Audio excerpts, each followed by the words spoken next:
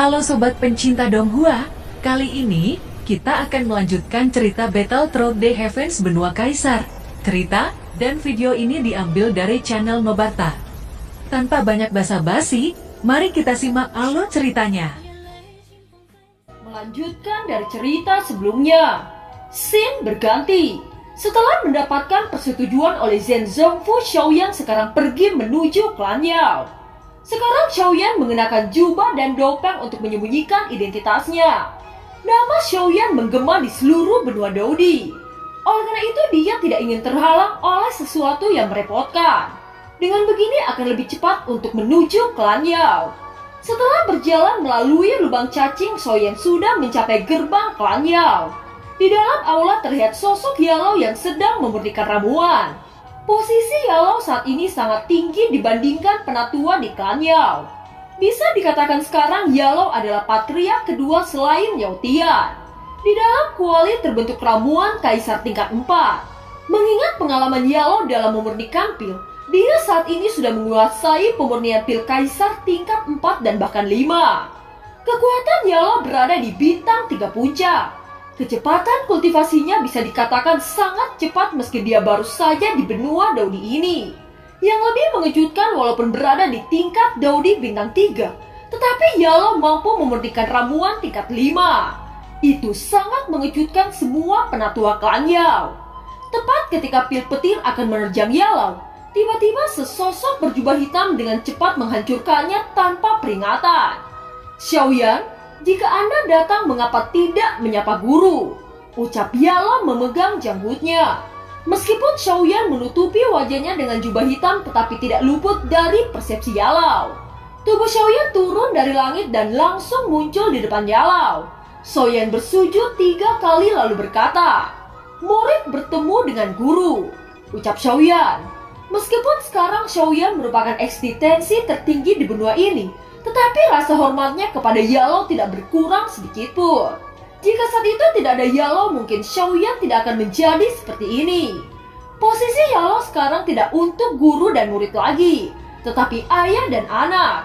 Dalam pepatah Xiaoyan, posisi guru dan murid hanya bisa berusia 1 hari.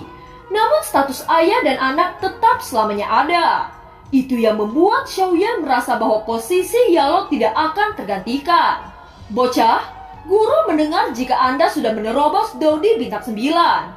Anda tidak hanya menyelamatkan benua Douki dari tangan Hun Tiandi, tetapi Anda sekarang bahkan menyelamatkan benua Dodi dari tangan ketua aliansi bayangan. Sekarang Anda benar-benar menjadi elang yang membumbung tinggi ke langit, ucap Yalo dengan kegembiraan di wajahnya. Semua pencapaian ini tidak luput berkat didikan dari Anda, ucap Xiaoyan tersenyum. Setelah itu Xiaoyan menuangkan teh dan memberikan kepada Yalo. Yalo sangat senang dengan sikap yang ditunjukkan oleh Xiaoyan. Setelah itu dia mengambil teh dan meminumnya. Pada saat yang sama Xiaoyan mengeluarkan formula dan bahan ramuan dari cincin spasial. "Guru, ini adalah formula ramuan tingkat 5. Ini adalah hadiah kecil dari saya. Saya harap guru mau menerimanya," ucap Xiaoyan. Saat melihat formula yang diberikan Xiaoyan, mata Yalo seketika bersinar. Formula ini sesuatu yang Xiaoyan dapatkan dari Kaisar Iblis Tua. Barang yang diturunkan dari Iblis Tua bisa dikatakan tidak ada keduanya di benua ini. Dan itu sangatlah langka. Sekarang formula itu sangat berguna untuk perkembangan Yalo. Oleh karena itu Xiaoyan memberikannya kepada gurunya. Hahaha. Kebetulan guru membutuhkan formula tingkat 5 untuk meningkatkan pemurnian. Tampaknya ini merupakan keberuntungan guru, ucap Yalo. "Guru, saya juga ingin mendiskusikan sesuatu kepada Patriark Yao Tian," ucap Xiaoyan. Setelah mendengarkan kata-kata Xiaoyan, Yalo membawanya untuk menemui Yao Tian. Xiaoyan memberitahu Yao Tian tentang rencananya untuk memindahkan klan Yao di tempat Kuildan. Yao Tian sangat senang mendengar ini. Seluruh penatua klan Yao juga dipenuhi kegembiraan. Klan Yao sudah banyak menderita sejak insiden dengan Kuildan. Sekarang harapan kebangkitan klan Yao sudah ada di depan mata. Bagus, Anda memang murid klan Yao yang paling membanggakan. Dengan adanya sumber daya maka klan Yao akan bangkit dalam waktu dekat, ucap Yao Tian. Melihat adegan ini, Xiaoyan juga sangat merasa lega. Dia bisa membayangkan ketika kekuatan yang berdiri di puncak telah menurun selama puluhan tahun. Xiaoyan, bagaimana cara kami untuk membangun persatuan pemurnian? Anda bisa melihat bagaimana kondisi keuangan klan Yao kami, ucap Yao Tian. Anda dapat yakin bahwa saya sudah mengaturnya. Kaisar ras manusia akan menyediakan semua hal untuk pembangunan. Sekarang klan Yao harus menggantikan posisi Kuildan untuk mengisi persediaan ramuan di seluruh benua, ucap Xiaoyan tersenyum. Kaisar ras manusia membantu kami membangun semuanya, ucap terkejut Yao Tian. Dia hampir tidak bisa membayangkan bahwa Xiaoyan sudah mengaturnya hingga sangat jauh. Membangun sebuah kediaman klan adalah biaya yang sangat mahal. Xiaoyan mengatakan kepadanya bahwa dia yang bertanggung jawab atas semua itu. Tentu saja Yao Tian terkejut dengan apa yang dikatakan Xiaoyan. Yalau, Anda memiliki murid yang sangat baik. Hari ini klan Yao bangkit karena Xiaoyan. Untuk merayakan keberhasilan ini, klan Yao akan mengadakan pesta. Semuanya segera persiapkan pesta untuk menyambut kebangkitan klan Yao, teriak Yao Tian. Seluruh aula klan Yao dipenuhi dengan sukacita yang luar biasa. Mereka merayakan menuju kebangkitan klan Yao mereka. Klan Yao mengadakan pesta besar selama 3 hari 3 malam. Seluruh anggota klan Yao mabuk habis-habisan. Dan mereka semua terkapar hingga pada akhirnya matahari di pagi hari terbit. Setelah menyelesaikan semuanya, Xiaoyan terbang dan menghilang dari klan Yao. Dia kembali menuju Shofu Mansion dengan kecepatan penuh. Berita tentang Xiaoyan ingin menikahi ketiga wanita sekaligus membuat seluruh benua heboh. Mereka sangat terkejut dan iri dengan berita ini. Pernikahan antara Xiaoyan dan ketiga putri kekuatan utama ini akan menjadi pernikahan terbesar dalam sejarah di benua ini. Saya tidak tahu berapa banyak orang yang akan datang untuk berpartisipasi dalam upacara pernikahan yang luar biasa ini. Saya khawatir kota Jucheng tidak akan mampu menampung jutaan orang yang akan datang, ucap orang-orang yang mendengar berita ini. Dalam waktu ini, Xiaoyan terus mencari keberadaan ketua aliansi bayangan dan leluhur Kuildan. Xiaoyan terus menggali informasi tentang mereka, tetapi dia tidak menemukan jejak mereka sedikit pun. Namun Xiaoyan juga tidak terlalu khawatir. Setidaknya dia melukai ketua aliansi bayangan dengan serius. Mungkin ketua aliansi bayangan membutuhkan waktu 10 tahun untuk sembuh dari cedera itu. Aliansi bayangan di kota Jucheng seperti cangkang kosong. Xiaoyan mengirim seseorang untuk menyelidiki cabang-cabang mereka. Pada saat yang sama, Xiaoyan ingin tahu tentang Lautan Emas. Dia merasa bahwa Xian dan Zukun kemungkinan besar berada di Lautan Emas. Hanya karena pembatasan, jadi mereka tidak bisa menemukan Xiaoyan. Cepat atau lambat saya akan menuju ke Lautan Emas. Saya ingin tahu apakah dugaan saya benar, ucap dalam hati Xiaoyan. Selama periode waktu ini, Xiaoyan melakukan yang terbaik untuk meningkatkan kekuatannya. Jika Xiaoyan berhasil menembus Dosian, maka dia bisa menuju Lautan Emas untuk mengambil buah 9 kehidupan. Dia juga harus memastikan apakah Xian dan Zukun berada di sana. Xiaoyan sadar ada hal yang lebih besar untuk dilakukan. Jika benua yang lebih tinggi menyerang, maka dapat dipastikan bencana kuno akan terulang kembali. Xiaoyan membagi 5 batu giok yang berisi teknik pertempuran ke tangan Xiaozan, Molistrom, Longyan, Ziyin, dan Nan Erming. Sedangkan untuk King Moer, Xiaoyan sudah memberikan sesuatu yang cocok untuknya. Setelah itu dia melirik wajah Nan Erming yang dikendalikan Raja Naga lalu berkata, "Ini adalah keterampilan yang terbaik yang saya temukan. Jika Raja Naga memiliki yang lebih baik, maka Anda bisa menolaknya," ucap Xiaoyan. Setelah semua orang menerima teknik bertarung dari Xiaoyan, mereka sangat puas. Saya akan mengingatkan kepada kalian semua. Setelah ini, misi kita selanjutnya memasuki Lautan Emas yang berada di ujung benua ini, ucap Xiaoyan. Lautan Emas merupakan tempat yang sangat berbahaya dan tidak bisa didekati sama sekali. Dengan kekuatan kami, saya khawatir kami tidak mampu mendekatinya, ucap Xiaozan. Apa yang kamu khawatirkan? Xiaoyan mempunyai caranya sendiri untuk membawa kalian ke Lautan Emas, ucap Raja Naga. Saat Raja Naga mengatakan ini, mereka semua duduk dan mendengar penjelasan dari Xiaoyan. Kalian tidak perlu khawatir tentang ini.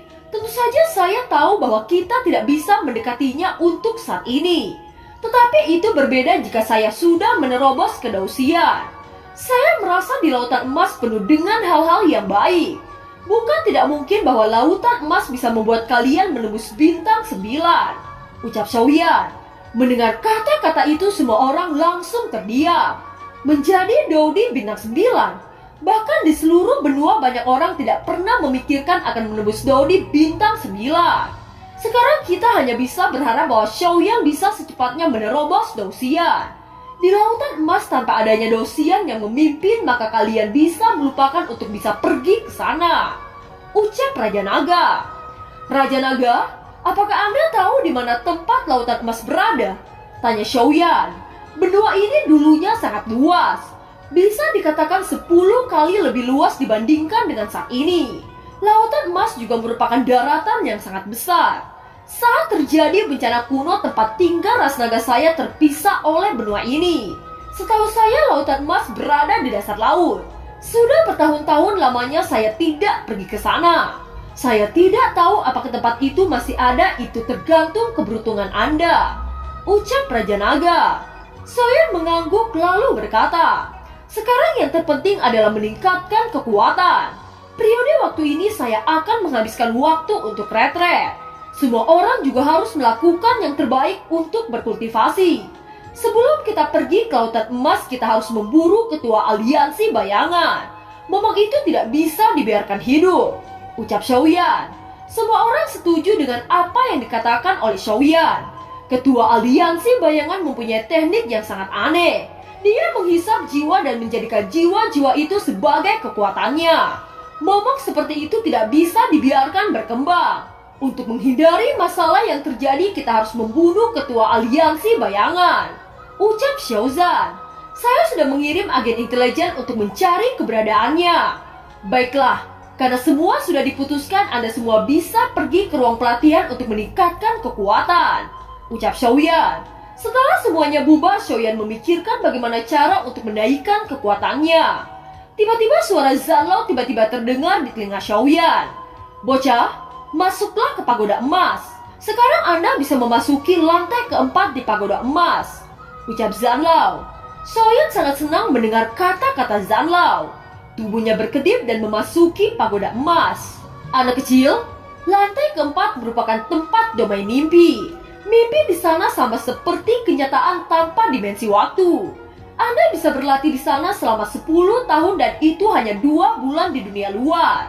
Jika Anda mempelajari teknik bertarung di lantai keempat, maka Anda bisa menyempurnakan teknik bertarung Anda. Dengan begitu, teknik Anda akan sempurna dan memiliki kekuatan pada tingkat yang baru, ucap Zanlao. Xiaoyan telah belajar banyak teknik bertarung sebelumnya. Tetapi dengan bertambahnya waktu dan kekuatan, banyak teknik bertarung yang tidak berguna baginya. Jika Xiaoyan berlatih di lantai 4, maka teknik bertarungnya akan berkembang ke tingkat yang lebih tinggi. Membayangkan hal ini, Xiaoyan menjadi bersemangat. Pada saat ini dia ingin sesegera mungkin memasuki lantai 4.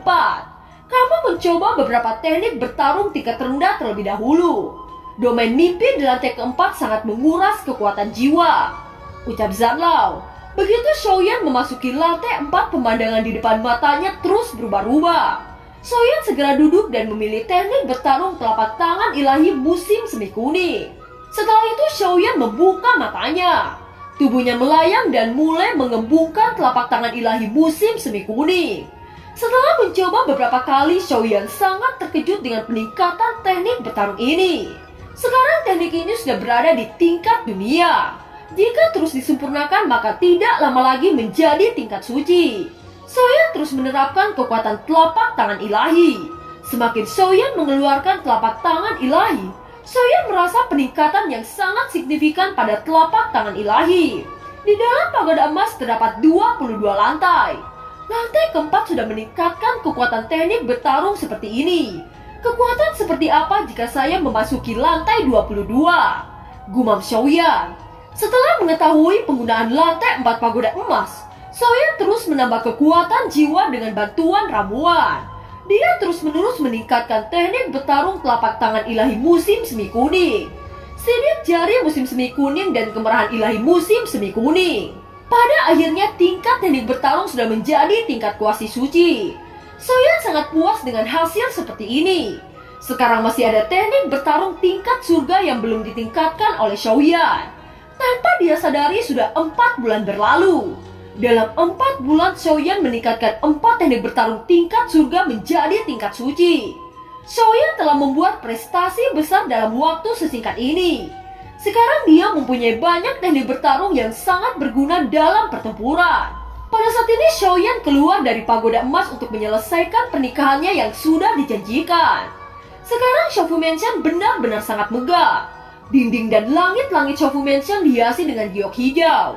Xiaoyan berjalan keluar dari pintu kamar menuju aula Xiaofu Mansion. Di dalam aula dia melihat Zenny masih mengatur orang untuk menghiasi seluruh dinding. "Zenny, apakah semua berjalan dengan baik?" tanya Xiaoyan. "Semuanya berjalan dengan baik. Semua undangan sudah disebarkan," ucap Zenny. Xiaoyan tersenyum lega mendengar kata-kata Zenny. Setelah itu Xiaoyan berjalan keluar menuju kota Jucheng. Melihat pemandangan kota Jucheng, dia teringat akan daratan tengah di benua Douqi. Seperti apa benua Douqi sekarang? Gumam Xiaoyan. Saat itu daratan tengah merupakan daratan yang paling makmur di benua Douqi. Tetapi setelah pertempuran dengan Hun Tiandi, daratan yang semulanya makmur menjadi daratan yang sangat tandus. Xiao Xiao Shaolin telah menjadi murid dari Dewa Touse. Mungkin kekuatan mereka berada di tingkatan yang tinggi. Sedangkan leluhur Xiao Xuan sudah kembali ke benua Douqi. Saya tidak tahu seperti apa klan Xiao yang berada di benua Douqi. Setelah saya menjadi dosian, saya berjanji akan datang ke benua Douqi, ucap Xiaoyan. Pada saat yang sama sebuah suara akrab terdengar di telinga Xiaoyan. Bukankah ini suara Xiao Wutian? Setelah mendengar suara Wutian, Xiaoyan merobek ruang spasial dan menuju ke arah Wutian. Saat melihat Xiao Wutian, Xiaoyan menangkupkan tangan lalu berkata, "Senior, ada keperluan apa sehingga senior memanggil saya?" ucap Xiaoyan. Wutian yang melihat Xiaoyan memberikan isyarat untuk duduk. Setelah itu dia berkata, "Xiaoyan, sepertinya benua Daodi akan ada gejolak yang besar. Saya bisa merasakan kekuatan yang sangat kuat sedang mendekati benua ini," ucap Wutian. "Tolong ceritakan secara detail kekuatan seperti apa yang mendekati benua ini," ucap Xiaoyan. Sekarang mereka berada di utara lautan Void. Jika tidak salah mereka akan mencapai benua ini dalam waktu 50 tahun. Wilayah dari Laut Void merupakan wilayah alam Dewa Darah. Saya tidak tahu apakah energi ini berasal dari alam Dewa Darah. Tetapi jika kekuatan itu menyerang benua ini, saya khawatir benua ini akan berada dalam kehancuran. Oleh karena itu kita harus menemukan cara untuk menghentikan mereka, ucap Xiao Tian. Mendengar itu Xiaoyan mengerutkan kening.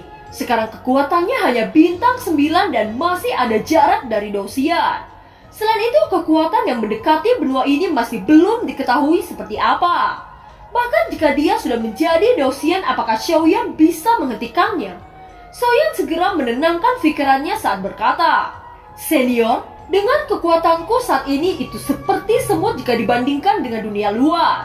Saya tidak bisa membayangkan seperti apa kekuatan pihak lain," ucap Xiaoyan. "Saya tidak yakin apakah kekuatan yang datang kali ini berasal dari alam Dewa Darah. Kekhawatiran terbesar saya adalah alam Dewa Darah merasakan keberadaan Anda. Tetapi seharusnya itu tidak mungkin. Benua Daodi hari ini hampir seperti kehancuran di mata alam Dewa Darah karena kekuatan benua Daodi yang rendah. Jadi bahkan jika beberapa orang di daratan Daodi menerobos Dosian, saya rasa itu tidak cukup untuk membuat mereka terancam. Alam Dewa Darah seharusnya tidak perlu memperhatikannya. Kekuatan alam Dewa Darah lebih kuat dari benua Daodi bahkan ketika benua Daodi berada pada periode puncaknya saat itu. Dengan bisa menghancurkan benua Daodi di saat itu seharusnya ada banyak keberadaan dewa dan di atasnya.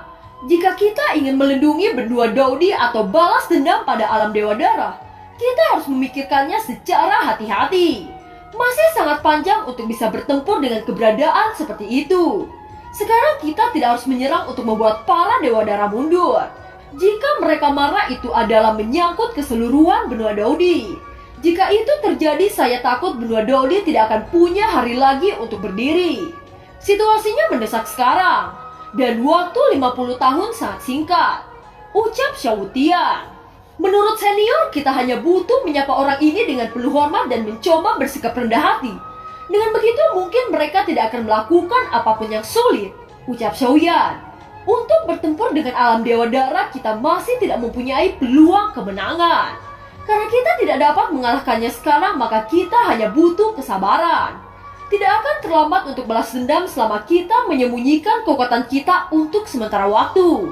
Jika di masa depan Anda sudah memiliki kemampuan untuk bertarung, kita pasti akan mengalami pertumpahan darah pada saat itu. Sekarang saya masih tidak bisa merasakan berapa banyak orang dan kekuatan apa yang akan datang di utara Laut Void. Ketika hanya 10 tahun tersisa, mungkin saya dapat dengan jelas mengetahui kekuatan mereka.